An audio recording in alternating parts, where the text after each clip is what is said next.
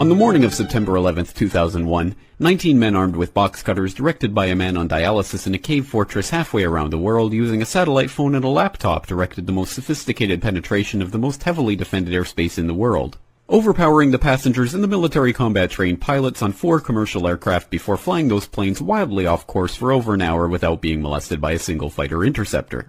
These 19 hijackers, devout religious fundamentalists who like to drink alcohol, snort cocaine, and live with pink-haired strippers, managed to knock down 3 buildings with 2 planes in New York, while in Washington a pilot who couldn't handle a single-engine Cessna was able to fly a 757 in an 8,000-foot descending 270-degree corkscrew turn to come exactly level with the ground, hitting the Pentagon in the budget analyst office where DoD staffers were working on the mystery of the $2.3 trillion that Defense Secretary Donald Rumsfeld had announced missing from the Pentagon's coffers in a press conference the day before, on September 10th, 2001.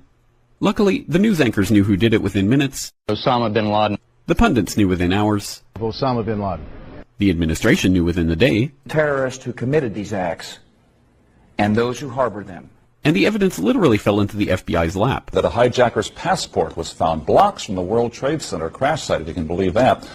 But for some reason, a bunch of crazy conspiracy theorists demanded an investigation into the greatest attack on American soil in history. That investigation was delayed, underfunded, set up to fail, a conflict of interest, and a cover-up from start to finish. It was based on testimony extracted through torture, the records of which were destroyed.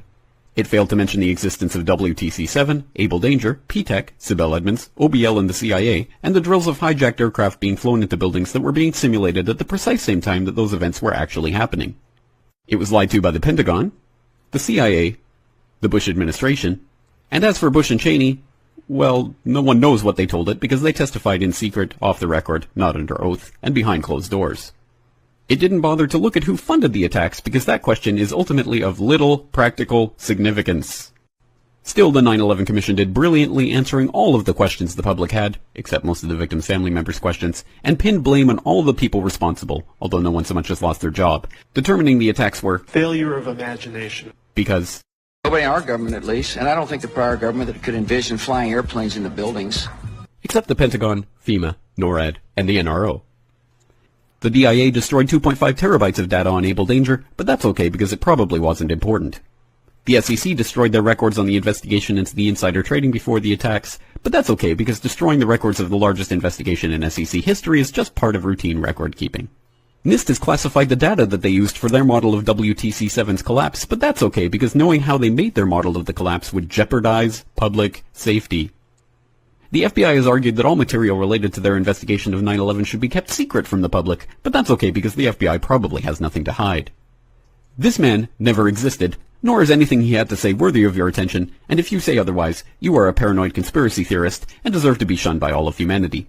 Likewise him, and her. And her, and her, and him. Osama bin Laden lived in a cave fortress in the hills of Afghanistan, but somehow got away. Then he was hiding out in Tora Bora, but somehow got away.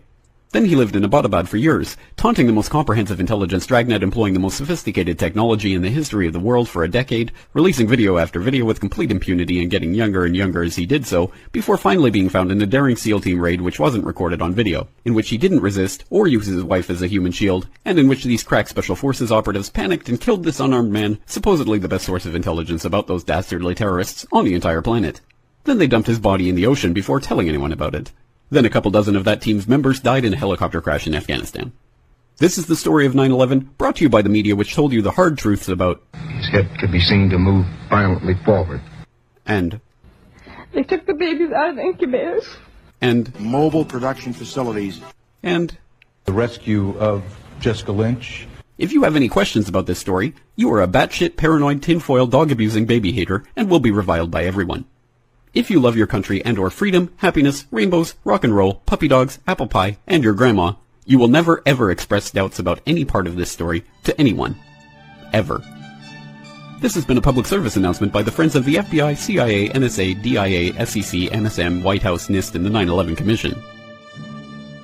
Because ignorance is strength.